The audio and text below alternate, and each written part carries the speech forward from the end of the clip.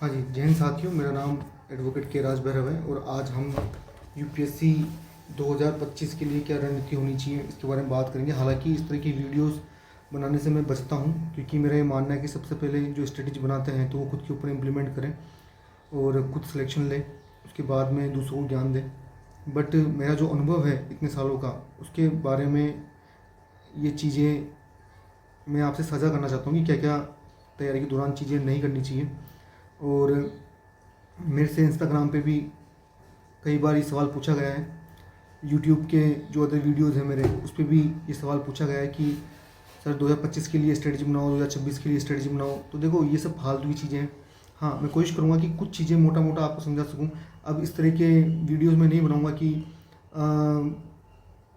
UPSC से 10 दिन पहले की क्या रणनीति होनी चाहिए, 5 दिन पहले की क्या रणनीति होनी चाहिए, ठीक है, पेन कैसे पकड़ना चाहिए, पढ़ाई कैसे करनी चाहिए। कई कई इस तरह के सवाल पूछते हैं कि सर पढ़ाई नहीं हो रही कि क्या करें। तो भाई, पढ़ाई नहीं हुई तो पढ़ाई कर, सिंपल सी बात है। भाई, पढ़ाई नहीं हो रही तो पढ़ाई कर, पढ़ने के अलावा और कोई रास्ता भी नहीं है। हाँ, तू बम्बई जाकर के हीरो बन सकता है या हीरोइन बन सकती हो तो जाओ बम्बई, या तुम्हारे पिताजी के पास में बहुत पैसा है अनाप शनाप तो बिजनेस कर लो, या तुमको लगता है कि हाँ पढ़ाई में मन नहीं लगता तो कुछ और काम कर लो। सिंपल सी बात है, जो तुम्हें ठीक लगता है वो करो, ठीक है। तो मोटा मोटा मैं चीज़ें समझाऊंगा, उस चीज़ को समझने की कोशिश करना। 2025 के लिए यह वीडियो मैंने बनाया है कि क्या ऐसी चीज़ें हैं जिनको हमें ध्यान रखना चाहिए, उसके बारे में हम चर्चा करेंगे, उसके बारे में हम आज डिस्कस करेंगे। तो हो सकता है कि ये वीडियो काफ़ी लंबा हो, तो कोशिश करना कि इस वीडियो को पूरा देखो शुरू से लेकर के एंड तक, तो ही ये आपके लिए लाभदायक है। वरना यूट्यूब के बाद दुनिया भर का फालतू कंटेंट भी है कि कच्चा बादाम पक्का बादाम टाइप की रील्स है, ठीक है, सिस्टम सिस्टम नाम की चीज़ों को देखना और बिग बॉस टाइप के फालतू का कंटेंट वो भी आप देख सकते हो।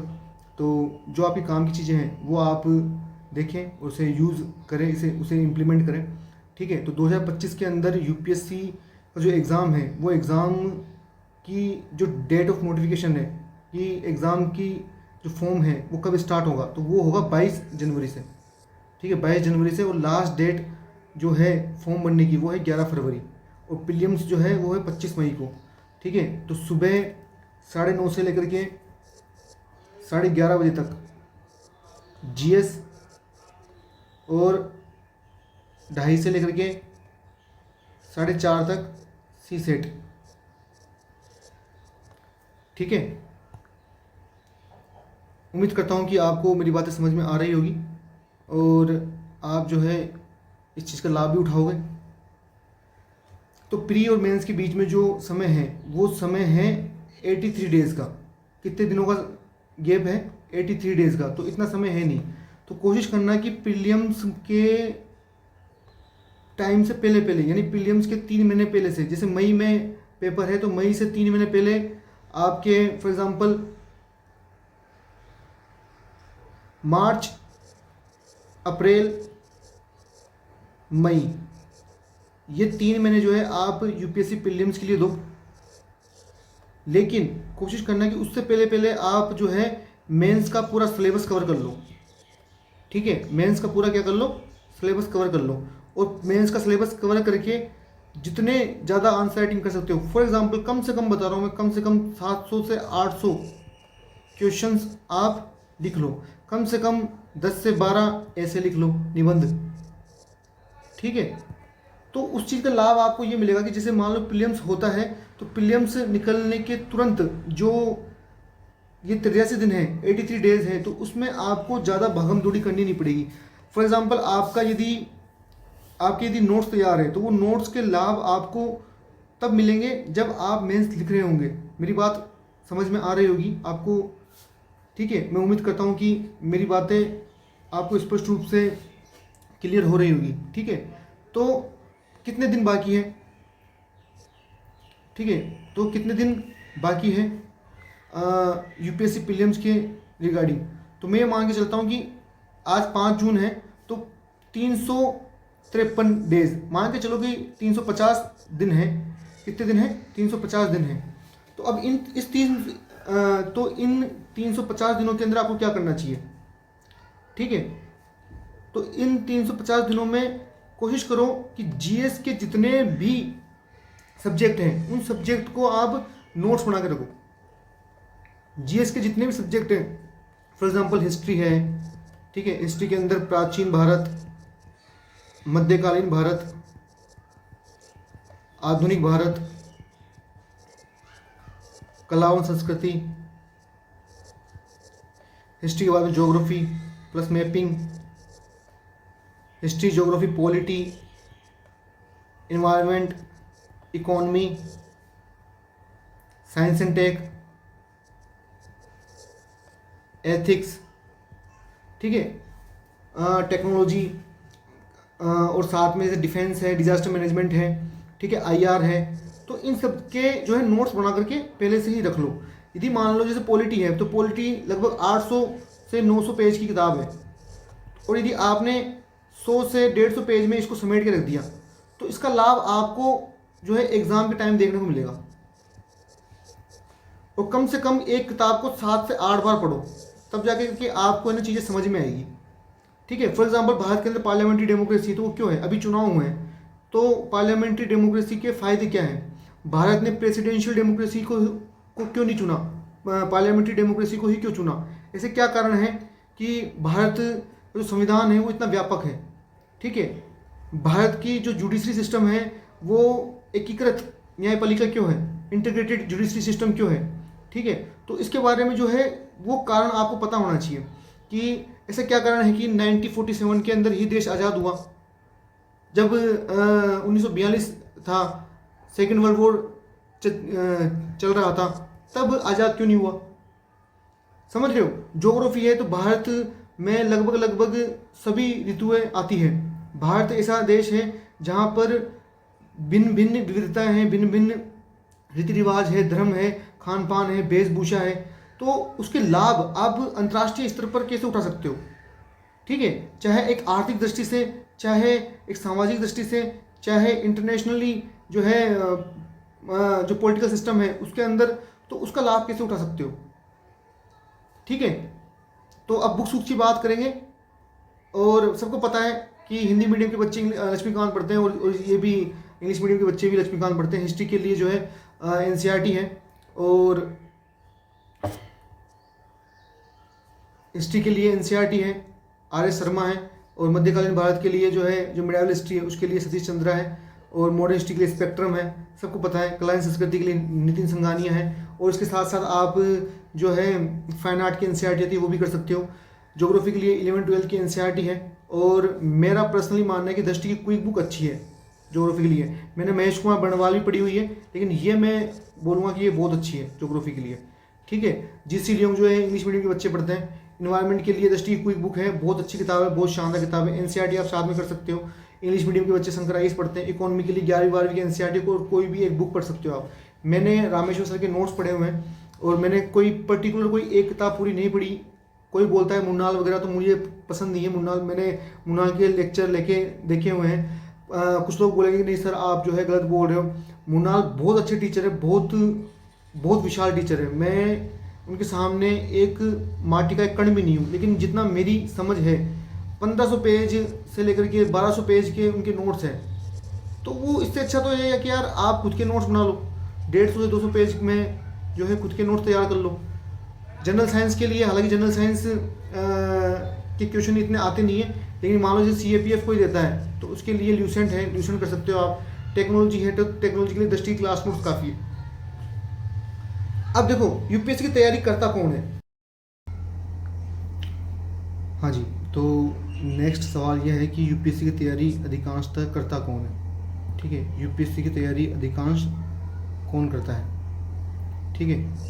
तो यूपीएससी की तैयारी करने वाले मेरी समझ से यह है कि भारत में कुछ एग्ज़ाम है जिसके पीछे लगभग 20 से 30 करोड़ लोग पागल हैं। चाहे यूपीएससी हो, चाहे एसएससी हो, चाहे रेलवे के एग्ज़ाम हो, चाहे बैंक के एग्ज़ाम हो, चाहे आईआईटी का हो, चाहे नीट के हो। मेरा ये मानना है कि आप सबसे पहले आइडेंटिफाई करो कि आपकी क्षमता कितनी है, आप आइडेंटिफाई करो कि आपकी कैपेसिटी कितनी है, आप आइडेंटिफाई करो कि क्या आप इस एग्ज़ाम के लिए बने हो या आप इससे भी बेहतर चीज़ कर सकते हो। सबसे पहले आइडेंटिफाई करो कि क्या आप इससे बेहतर कर सकते हो, और उसके बाद में आप डिसाइड करो कि क्या आपको करना चाहिए। मेरा ये मानना है यदि आप साल के 50 लाख आपकी फैमिली कमाती है, यानी महीने के 5 से 6 लाख रुपए, तो आप अपने बच्चों को, अपनी फैमिली को वो लाइफस्टाइल दे सकते हो जो एक आईएएस ऑफिसर दे सकता है। अब कुछ लोग बोलोगे नहीं सर, आईएएस बनने के बाद में तो करप्शन बहुत है, पैसा कमा सकते हैं, ये वो फलाना ढिमाका। तो मैं बोलता हूँ नहीं, आजकल का टाइम ऐसा है कि आप के ऊपर इतनी दृष्टि से, सूक्ष्म दृष्टि से निगाह रखी जाएगी कि आप एक छोटी सी गलती करिए और आप खत्म। और मेरा ये मानना है कि देश के हित में भी नहीं है कि भ्रष्टाचार करना, किसी भी तरह का करप्शन करना देश के हित में नहीं है। ठीक है, ईमानदारी से, सत्यनिष्ठा के साथ में देश के लिए काम करना चाहिए और देश को आगे बढ़ाने के लिए हमें तन्मयता और एकाग्रता के साथ में अपना संपूर्ण भाव से समर्पण देना चाहिए। ठीक है, तो मेरा ये मानना है यदि आप 10th में, 12th में, आपकी ग्रेजुएशन में अच्छी परसेंटेज है तो आप इस एग्ज़ाम की तैयारी करो। अच्छा, आपकी यदि अच्छी परसेंटेज नहीं है तब भी आप इस एग्ज़ाम को निकाल सकते हो, इस एग्ज़ाम में पास हो सकते हो, बशर्त आप मेहनती हो। अब कुछ लोग बोलते हैं कि सर हकीकत में जो है हमारी फाइनेंशियल कंडीशन अच्छी नहीं है, तो क्या हम इस एग्ज़ाम की तैयारी कर सकते हैं? बिल्कुल कर सकते हो। देखो, सबसे पहले आप आइडेंटिफाई करो कि आपकी आर्थिक स्थिति कैसी है। यदि मान लो आपके घर में फाइनेंशियल कंडीशन जो है वो, आपके माता पिता मान लो 10 से 15,000 रुपये महीना कमाते हैं, ठीक है, तो मेरा ये मानना है कि सबसे पहले आप कहीं ना कहीं एक जॉब ले लो। हाँ, यदि आपकी 10वीं 12वीं ग्रेजुएशन में 90% अच्छी है या 80% भी है तो आपको इस एग्ज़ाम की तैयारी करनी चाहिए, 1 से 2 अटैम्प्ट देने चाहिए। और यदि आप मान लो 3rd डिवीज़न या 2nd डिवीज़न से पास होकर रखे हो तो आप सबसे पहले कोई जॉब ले लो। फॉर एग्जांपल कोई एलडीसी लग जाओ, कहीं भी, कोई भी जॉब, कोई भी एनी एग्ज़ाम जो आपको ठीक लगे, जिसमें आपकी कैपेसिटी हो, चाहे एसएससी हो चाहे बैंक हो, आप जॉब लग गए उसके बाद में आप ये तैयारी कर सकते हो। इससे क्या होगा कि आपकी आर्थिक परिस्थिति कंट्रोल में आने के बाद में आप इस एग्ज़ाम को और बेहतर तरीके से कर सकते हो। ठीक है, और मान लो आप पढ़ने में भी कमज़ोर हो और आपकी जो है 10वीं 12वीं ग्रेजुएशन में भी परसेंटेज कम है और आपका दिमाग भी इतना नहीं है और आप इस एग्ज़ाम में जो है 4 से 5 साल बर्बाद कर रहे हो, तो इस 4 से 5 साल बर्बाद करने के चक्कर में आपके हाथ से बहुत कुछ निकल जाएगा। इससे अच्छा ये है कि सबसे पहले कोई छोटी मोटी जॉब ले लो और फिर इस एग्ज़ाम की तैयारी करो। किसने रोका है? कई ऐसे हैं जो पहले कहीं ना कहीं टीचर लग जाते हैं, कहीं ना कहीं एलडीसी लग जाते हैं, कहीं ना कहीं कांस्टेबल लग जाते हैं और फिर इस एग्ज़ाम को फोड़ते हैं। कई ऐसे भी हैं जो डायरेक्ट लगते हैं, कई ऐसे भी हैं कि जो 5-5 6-6 साल से फेल हो रहे होते हैं और 6-6 अटैम्प्ट फिर नहीं निकलता, फिर 7वें अटैम्प्ट के अंदर जो है सिलेक्शन ले जाते हैं। तो भांति भांति प्रकार के लोग हैं। मेरा ये मानना है ये एग्ज़ाम है, इससे ज़्यादा कुछ नहीं, और इस एग्ज़ाम को इस एग्ज़ाम के दृष्टिकोण से ही करना चाहिए। एक और बात मैं आपको स्पष्ट रूप से बताऊंगा कि आजकल जो है सोशल मीडिया पे यूपीएससी की तैयारी करना फैशन हो गया है। क्या हो गया है? फैशन हो गया है। 12 घंटे का स्टडी व्लॉग, 15 घंटे का स्टडी व्लॉग, इस टाइप की नाटकबाजी में बच्चे फंसे रहते हैं। मेरा ये मानना है, जितने मेरे छोटे बहन भाई हैं, मैं बहुत ईमानदारी के साथ एक अपना समझ के आपको ये बात बोल रहा हूँ, पढ़ाई का जितना कम प्रदर्शन करोगे या पढ़ाई का प्रदर्शन ना करोगे, दिखावा नहीं करोगे, तो सिलेक्शन के उतने ही ज़्यादा चांस हैं। ठीक है, सोशल मीडिया पे जो ड्रामेबाजी, कई लोग जो है अपने आप को सोशल मीडिया पे, चाहे इंस्टाग्राम हो चाहे क्या कहते हैं इसको, फेसबुक हो, उस पर लिखे के रखते हैं कि भाई यूपीएससी एस्पिरेंट। अरे भैया, यूपीएससी एस्पिरेंट कोई बहुत बड़ी चीज़ थोड़ी, या अपने आप को आप यूपीएससी एस्पिरेंट बोल रहे हो तो इसमें कोई एक गर्व की बात थोड़ी है। ठीक है, मैं उम्मीद करता हूँ कि मेरी बात आपको समझ में आ रही होगी। कोशिश करो कि इन सब चीज़ों से बचो और एकांत में, जैसे तपस्या करते हैं ना योगी, जैसे संत महात्मा तपस्या करते हैं, वैसे तपस्या करो।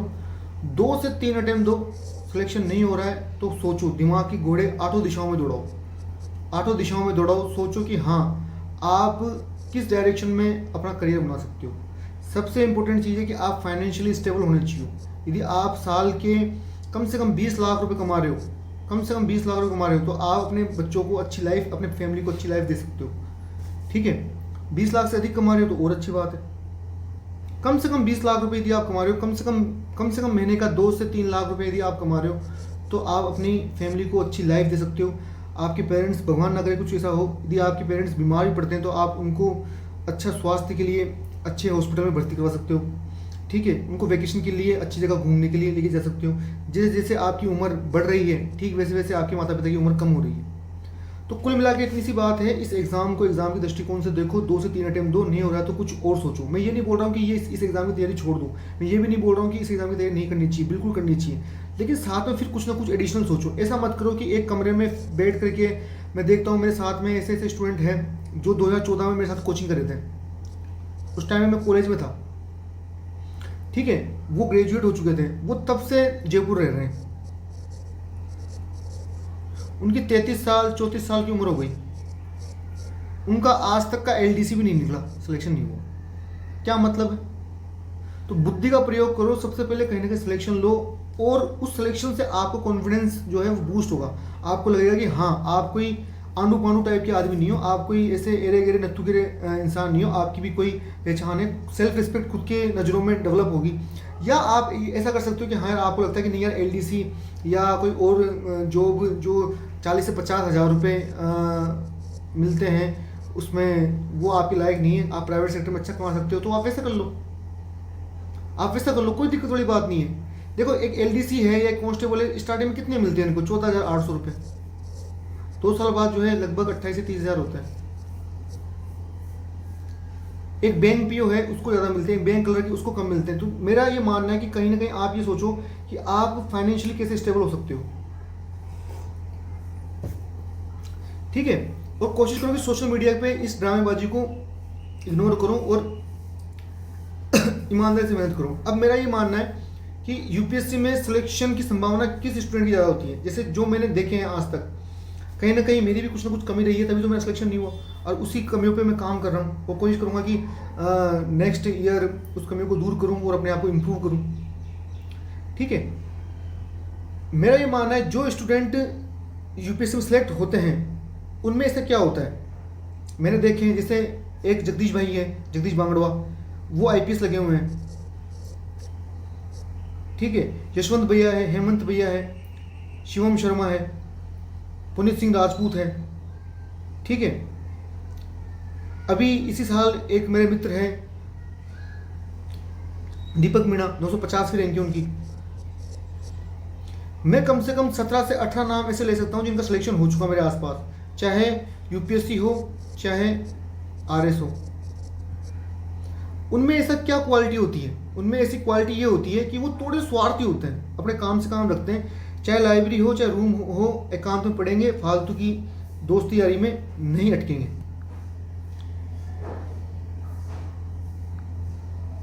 ठीक है। तो फालतू की चीज़ों में वो नहीं अटकेंगे। दूसरी तरफ जो स्टूडेंट होगा वो लाइब्रेरी जाएगा, लाइब्रेरी में जो है ऐसे दोस्तों से दोस्ती करेगा जो सीरियस नहीं होंगे, जो चाहे कि थड़ियों पे जो है धर्म के ऊपर, राजनीति के ऊपर चर्चा करेंगे, फालतू अपना समय बर्बाद करेंगे। और ये यूपीएससी एस्पिरेंट जो सिलेक्शन लेके चल जाएगा, वो अपने काम से काम रखेगा, वो लाइब्रेरी आएगा, पढ़ेगा, 7 से 8 घंटे 12 घंटे जो उसको पढ़ना है वो पढ़ेगा और वो चाहेगा, ठीक है। कानों में ईयरफोन लगाया, स्टेडियम में या अपने आसपास कोई पार्क है उसमें रनिंग वगैरह कर ली, थोड़ा बहुत टाइम जिम में दे लिया, या थोड़ा बहुत जो है मूवी वगैरह देख ली, सॉन्ग वगैरह सुन लिए, और अपने काम से काम रहेगा, एकांत रहेगा। यूपीएससी की तैयारी में सिलेक्शन लेने के लिए सबसे इंपॉर्टेंट जो चीज़ है वो ये है कि आप अकेले रहना सीखो, अकेले रहना सीखो। यदि आप अकेले रहना सीख गए तो आप भगवान बन सकते हो। आईएएस तो बहुत छोटी चीज़ है, आईएएस तो बहुत छोटी चीज़ है, ईमानदारी से बता रहा हूँ मैं। हाँ, आप यदि दोस्त बनाना भी चाहते हो तो ऐसे दोस्त बनाओ जो सीरियस है, जो एग्ज़ाम को लेकर के सीरियस है, जो फालतू की बातें नहीं करते, ठीक है। तो कोशिश करो कि ऐसे दोस्त बनाओ जो सीरियस है, नहीं तो अकेले रहो। और जो बच्चा सिलेक्शन लेता है वो पीवाईक्यू को घोट के रखता है, उसकी पीवाईक्यू पे बहुत अच्छी पकड़ होती है, कम से कम 5 से 6 बार वो सोल्व करता है। उसको पता होता है कि कौन सा टॉपिक कौन से साल में आया हुआ है, उसको ये पता होता है कि किस टॉपिक की ज़्यादा इंपॉर्टेंस है और किस टॉपिक की कम इंपॉर्टेंस है, ठीक है। और वहीं एक जो भीड़ का हिस्सा होगा वो ऐसा नहीं करेगा, वो 1 से 2 बार सोल्व करेगा यूपीएससी की जो पीवाईक्यू है उसको, और अपने आप को जो है तुरंखा समझेगा, वो सोचेगा कि भाई 1 से 2 बार सोल्व करने के बाद में उसका सिलेक्शन हो जाएगा। नहीं, ऐसा नहीं है। यदि तुम्हारी 3rd डिवीजन 2nd डिवीजन है 10वीं 12वीं में, तो मेरा ये मानना है कम से कम 8 से 9 बार सोल्व करो पीवाईक्यू को, 8 से 9 बार सोल्व करो और उसके नोट्स बनाओ। अब आप बोलोगे सर नोट्स बनाने की क्या जरूरत है? नोट्स बनाओ, और वो भी ईयर वाइज। यदि आपने ईयर वाइज नोट्स बनाए, जैसे मान लो 2023 है,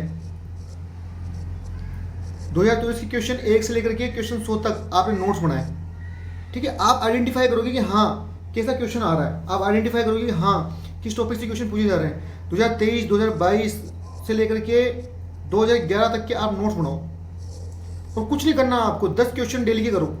10 क्वेश्चन डेली के करोगे तो 100 क्वेश्चन 10 दिन में हो जाएंगे,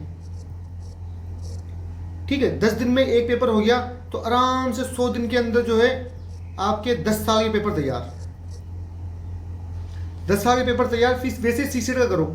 और इस 10 क्वेश्चन को सोल्व करने के लिए आपको 10 साल के पेपर को सोल्व करने के लिए 100 दिन से ऊपर समय लग रहा है, कोई दिक्कत नहीं है। मान लो 10 क्वेश्चन आप डेली के कर रहे हो, तो इसमें आपके 2 घंटे जाए 3 घंटे जाए, ये चीज़ें आपका माइंड जो है वो खोलेगी। आप समझोगे कि एग्जामिनर किस दिशा में सोच रहा है। एग्जामिनर का जो दिमाग है वो 8 दिशाओं में दौड़ता है कि अच्छा भाई किस एग्जाम के पॉइंट ऑफ व्यू से, किस क्वेश्चन के पॉइंट ऑफ व्यू से एग्जामिनर जो है क्वेश्चन पूछ रहा है। जैसे यूपीएससी कमीशन एक है, लेकिन सीडीएस का जो पैटर्न है वो अलग है, एनडीए का पैटर्न अलग है, सीएपीएफ का पैटर्न अलग है, वहीं यूपीएससी जो सीएससी है उसका पैटर्न अलग है। तो उस पैटर्न को आइडेंटिफाई करो, दिमाग के घोड़े 8 दिशाओं में दौड़ाओ, सोचो और विचार करो कि यूपीएससी का जो एग्जामिनर है वो किस दिशा में सोच रहा है। और ये चीज आपको तब पता लगेगी जब आप पीवाईक्यू सोल्व करोगे। पीवाईक्यू सोल्व करो और सिलेबस को रट के रखो। जैसे हनुमान चालीसा रटी हुई होती है ना, वैसे सिलेबस को रट के रखो। ठीक है, यदि आपने पैटर्न समझ लिया, जो बच्चा सिलेक्ट होता है, जो आसपास मेरे सिलेक्ट हुए हैं, मैंने ये चीज़ ऑब्जर्व की है कि उनको पैटर्न समझ में आ जाता है। उनको पता होता है कि हाँ यार पिछले 4 से 5 साल में ये क्वेश्चन आ रहे थे और अगले साल जो है ये क्वेश्चन आ सकता है। वो पेपर जो है गेस करने लग जाते हैं। ठीक है, और दूसरी तरफ जो भीड़ का हिस्सा होगा वो कोचिंग माफिया के मायाजाल में फंसेगा और उस मायाजाल में फंस के जो है टीचर की चमचागिरी करेगा या टॉपर्स के जो है वीडियोस वगैरह देख करके बावड़ा होगा और नोट्स वोट्स पढ़ के अपनी ज़िंदगी बर्बाद करेगा। और वहीं एक स्टूडेंट जो सिलेक्ट हो रहा होगा वो 8 से 10 घंटे 12 घंटे मिनिमम पढ़ेगा। और जो बच्चा भीड़ का हिस्सा होगा, जो तैयारी 5-5, 6-6, 7-7 साल से कर रहे हैं, वो 2 दिन पढ़ेगा फिर 3-4 दिन छोड़ देगा। एक दिन अपने आप को 10 घंटे पढ़ करके तुरंत का समझेगा और फिर जो है हफ्ते भर नहीं पढ़ेगा। तो कंसिस्टेंसी बहुत जरूरी है। भले ही तुम 5 से 6 घंटे पढ़ो, लेकिन ईमानदारी से पढ़ो। एक तरफ जो सिलेक्ट होने वाला बच्चा होगा वो एक एक टॉपिक के नोट्स बना के रखेगा, एक एक टॉपिक के उसके पास में नोट्स तैयार होंगे, शॉर्ट नोट्स तैयार होंगे। इसका फायदा तब मिलेगा जब एग्जाम होगा। एग्जाम से 3 घंटे पहले वो क्या करेगा, उस नोट्स का रिवीजन करेगा, मल्टीपल टाइम उस नोट्स का रिवीजन करेगा। और उस रिवीजन से उसको फायदा ये होगा कि उसको क्विकली जो है एग्जाम, जो 3 घंटे का एग्जाम होता है, जो 2 घंटे का जो प्री का एग्जाम होता है, 3 घंटे का मेंस का एग्जाम होता है, उसमें उसके दिमाग जो है वो क्लिक होगा। मेंस के टाइम पे 3 घंटे के टाइम में सोचने का टाइम नहीं होता वहाँ कि तुम सोच करके लिखो। वहाँ तो AK-47 AK-56 की तरह बुलेट चलती है। समय जो है तीव्र गति से निकलता है, तीव्र गति से इतनी तेज लगता है समय की जैसे कोई मानो फटाफट ट्रेन छूट रही हो। तो नोट्स बना के रखोगे तो मान लो फ्रीडम स्ट्रगल मूवमेंट है, ठीक है, फ्रीडम स्ट्रगल मूवमेंट है, तुमने गांधी और अंबेडकर जी के जो है योगदान को लिख के रखा हुआ है एक पेज में कि 10 पॉइंट जो है अंबेडकर जी के योगदान को लिख के रखा हुआ है, 10 पॉइंट जो है गांधी जी के योगदान को लिख के रखा हुआ है। मान लो क्वेश्चन आता है तो तुम फटाफट लिख दोगे, नहीं तो वहाँ सोचने पे दिमाग और समय दोनों खर्च होगा, एनर्जी दोनों खर्च होगी। ठीक है, तो कोशिश करो कि पहले से ही नोट्स बना के रखो और ज़्यादा से ज़्यादा रिविजन करो। एक चीज़ ये है कि जो बच्चे सेलेक्ट होते हैं वो आंसर राइटिंग बहुत करते हैं, और जो बच्चे सेलेक्ट नहीं होते हैं वो प्रीलिम्स के बारे में ज़्यादा सोचते हैं कि प्रीलिम्स नहीं हो रहा, प्रीलिम्स नहीं हो रहा, प्रीलिम्स नहीं हो रहा। अरे प्रीलिम्स हो जाएगा भाई, पहले मेंस की आंसर राइटिंग तो कर। ठीक है, दूसरा जो बच्चा सिलेक्ट होगा वो सीसेट को हल्के में नहीं लेता। मेरा एक दोस्त है शांतनु, IIT कानपुर से है, 282 नंबर है उसके ऑप्शनल में। इस बार IAS का 2022 में IAS का मेंस 2022 में IAS का इंटरव्यू दिया था, 282 नंबर थे उसके ऑप्शनल में, और इस बार जो है वो RS का मेंस में लिख रहा है। सबसे खतरनाक बात, वो IAS बढ़ चुका होता, 2019 में उसके शायद 108 मार्क्स थे, 108 GS में, और उसका सीसेट नहीं हुआ था। और आपको सुन के ताजुब होगा कि उसका ऑप्शनल जो है वो मैथमेटिक्स है। कुछ ना कुछ सिली मिस्टेक्स या प्रैक्टिस करके न जाना या PYQ लगा के न जाना, थोड़ी सी गलती आपको सीसेट में ले डूबेगी। और यदि आप आर्ट्स बैकग्राउंड से, आपकी 3rd डिवीजन 2nd डिवीजन है, तो मेरा ये मानना है डेली के आज से ही दे लो, अगले साल के लिए तैयार हो जाओगे। और भी एग्जाम दोगे, चाहे कोई भी, चाहे स्टेट का आप प्यून का एग्जाम भी दोगे तो उसमें मैथ्स आती है। ठीक है, SSC का एग्जाम दोगे तो उसमें मैथ्स आती है। कोई भी एग्जाम दोगे उसमें मैथ्स, रीजनिंग, ठीक है, हिंदी, इंग्लिश, ये आते ही आते हैं। और फिर इंडिया GK और राजस्थान GK वो अलग है। तो ये 4 सब्जेक्ट तो आते ही आते हैं। ठीक है, तो कोशिश करो कि सीसेट को हल्के में मत लो, सीसेट को ढंग से रगड़ के जाओ, सीसेट के पीवाई को ढंग से सोल्व करके जाओ। जो अर्थमेटिक है, अर्थमेटिक के सब्जेक्ट को बहुत अच्छे से करो, ज़्यादा से ज़्यादा क्वेश्चन प्रैक्टिस करो और कुछ नहीं करना। यदि तुम्हारा मैथ का बैकग्राउंड नहीं है, कोचिंग कर लो, कोचिंग नहीं करना चाहते हो यूट्यूब से देख लो, यूट्यूब नहीं करना चाहते हो तो कोई ऑनलाइन कोर्स खरीद लो, जो भी है एक्सरसाइज, जो भी रीज़न है। जो लोग ये बोलते हैं कि नहीं एग्जाम से 3 महीने या 4 महीने पहले जो है सीसेट करना चाहिए, उनके लिए हैं जो इंजीनियरिंग बैकग्राउंड से हैं या जिनकी मैथ्स अच्छी है। यदि आपकी मैथ्स अच्छी नहीं है तो मेरी आपको सलाह है कि आप पूरे साल भर को मैथ्स को दो। और मैथ्स तो एक ऐसा सब्जेक्ट है, यदि आप दोगे तो एक गेम की तरह है, क्वेश्चन सोल्व होंगे ना तो मज़े भी आएंगे। 2 घंटे कम से कम मैथमेटिक्स को दो। इसका फ़ायदा ये होगा कि अदर एग्ज़ाम यदि आपको देते हो तो उसमें सिलेक्शन के चांस बढ़ेंगे। ठीक है। अच्छा, जो बच्चा सिलेक्ट होता है उसकी एक खासियत ये होती है कि वो कम बुक्स रखेगा, वो बुक्स का जो है भंडार नहीं करेगा। मेरे साथ में पहले ये थी कि शुरुआत के अटेम्प्ट के अंदर मैं दुनिया भर के नोट्स रख लेता था। मेरा हिस्ट्री ऑप्शनल था तो मुझे याद है मैं रजनीश राज सर के नोट्स, मणिकांत सर के नोट्स ये रख के लिया। मेरे पास में कम से कम भी नहीं तो 60% जो बुक्स थी वो हिस्ट्री की थी। फिर मैंने डिसाइड किया कि नहीं यार ऐसा नहीं चलेगा। मैंने पूरी की पूरी किताबें जो है बांध के रख दी। हालांकि अब मैंने ऑप्शन चेंज कर लिया है। मैंने लगभग ये मान लो कि लगभग सारी किताबें जो है उसको कट्टे में बांधा और बक्से में पैक कर दिया। वही किताबें रखी है, वही 7 से 8 किताबें हैं, चाहे प्री हो चाहे मेंस हो, और कुछ नोट्स हैं जो मुझे लगते हैं कि हाँ इनको रखना चाहिए, उन्हीं को बार बार पढ़ रहा हूँ। सिलेक्शन होगा तो उससे हो जाएगा, नहीं होगा तो जयराम जी। ठीक है। तो जो बच्चे सिलेक्ट होते हैं उनमें ये खासियत होती है कि वो मल्टीपल बुक्स नहीं रखते हैं। एक बुक रखेंगे उसको बार बार पढ़ेंगे, चीज़ों को बार बार दोहराने से चीज़ें याद रहती हैं। और जो बच्चा सिलेक्ट नहीं होता है वो क्या करेगा, वो एक टॉपिक को अलग अलग किताबों से, अलग अलग नोट्स से पीएचडी करने की कोशिश करेगा। पीएचडी नहीं करनी तुमको। यदि पीएचडी करने बैठोगे तो 10 साल भी कम पड़ जाएंगे, नहीं होगा सिलेक्शन। ठीक है। एक खासियत जो बच्चे सिलेक्ट होते हैं वो ये है कि वो चुपचाप तैयारी करेंगे, वो शो ऑफ नहीं करेगा। एक चीज़ मैंने ऑब्जर्व की, यदि तुमने कोचिंग वगैरह की हो तो जो बच्चे फड़फड़ाते ज़्यादा हैं, जो बच्चे शो ऑफ करते हैं, बीच बीच में टीचर से सवाल पूछते हैं। ठीक है, सवाल पूछना बहुत अच्छी बात है, सवाल पूछो, कोई दिक्कत वाली बात नहीं है, पूछना भी चाहिए।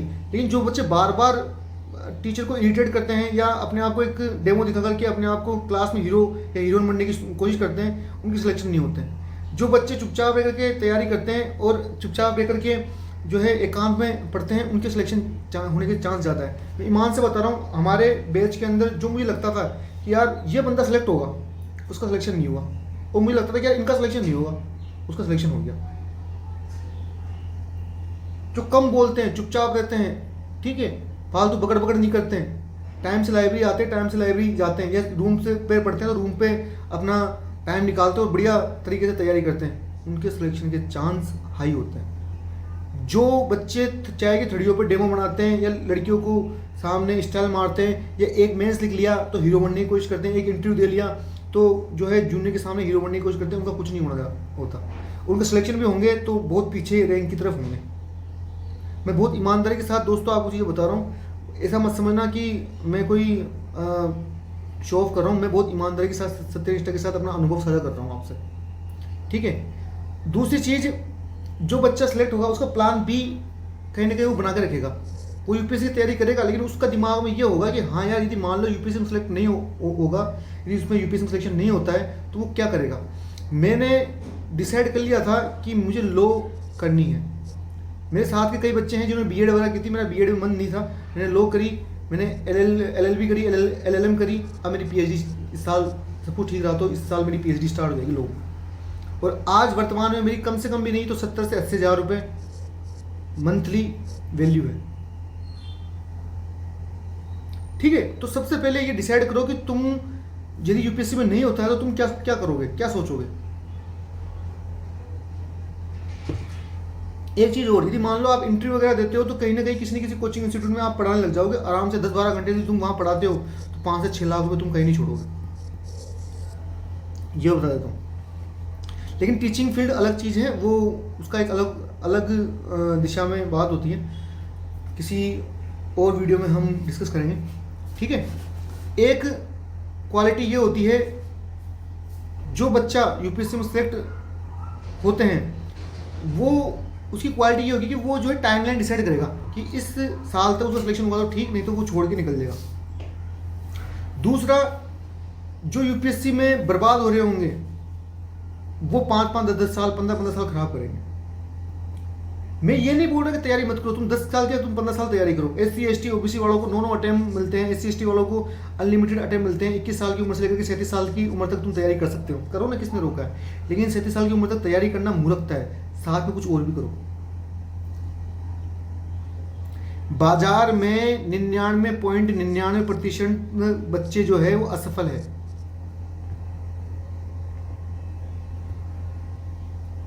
आई बात समझ में?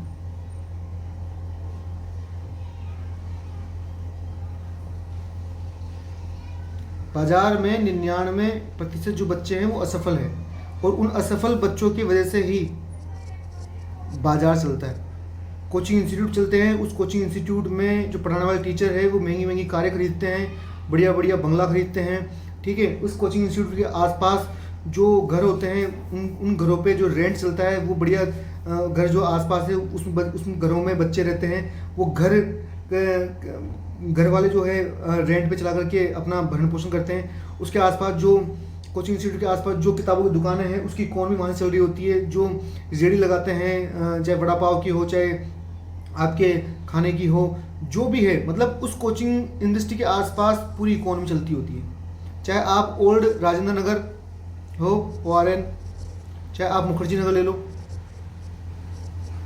इसके आसपास जो इकॉनमी चल रही है वो इसी एग्जाम की वजह से चल रही है। वहाँ पे आप मान के चलो 50 गज का प्लॉट है, उस 50 गज के प्लॉट के ऊपर 4 मंजिल का मकान बना करके रेंट पे देते हैं। छोटा छोटा कमरा 10-10, 12-12 हज़ार में मिलता है, 10-10, 12-12 हज़ार में मिलता है मुखर्जी नगर में।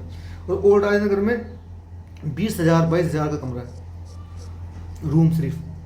यदि आप पटेल नगर में जाओगे तो 17,000 मान लो, 15,000 मान लो। तो इस चीज़ को समझो, ये पूरी इकॉनमी जो है इस कोचिंग इंडस्ट्री के आसपास चलती है, ठीक है। और एक चीज़ क्वालिटी होती है, जो बच्चा सेलेक्ट होगा उस सिलेबस और PYQ को ध्यान में रख के तैयारी करेगा, ठीक है। और जो बच्चा सेलेक्ट नहीं होगा वो कोचिंग इंस्टीट्यूट में या दुनिया भर के टॉपर की वीडियो, ये 12 घंटे का स्टडी व्लॉग, 15 घंटे का स्टडी व्लॉग, इस टाइप की चीज़ों में फंसेगा। वो देखेगा, वो उस मायाजाल, उस ग्लैमर को देख करके अपना समय खराब करेगा। तो कोशिश करो मेरे प्यारे दोस्तों कि UPSC यदि आपको तैयारी करनी है तो इस तैयारी में टाइमलाइन जो है वो डिसाइड करो कि हाँ 2 अटेम्प्ट या 3 अटेम्प्ट मैं दूंगा। सिलेक्शन नहीं होता है तो फिर कहीं ना कहीं मैं अर्न करना स्टार्ट करूँगा, ठीक है। तो मिलेंगे नेक्स्ट वीडियो में। मैं अब एक सीरीज स्टार्ट कर रहा हूँ टीचिंग की, तो जल्द ही आपको कंटेंट मिलेगा, ठीक है। चाहे हिस्ट्री हो, चाहे ज्योग्राफी हो, चाहे इकोनॉमी हो, चाहे पॉलिटी हो, चाहे IR हो, चाहे इन्वायरमेंट हो, ठीक है, चाहे टेक्नोलॉजी हो, चाहे एथिक्स हो, चाहे CSET के लिए मैथ्स वगैरह हो। मैं कोशिश करूँगा कि वो कंटेंट कवर कर सकूँ, ठीक है, जो आपके लिए लाभदायक है। तो नेक्स्ट वीडियो में मिलते हैं। जय हिंद, जय भारत।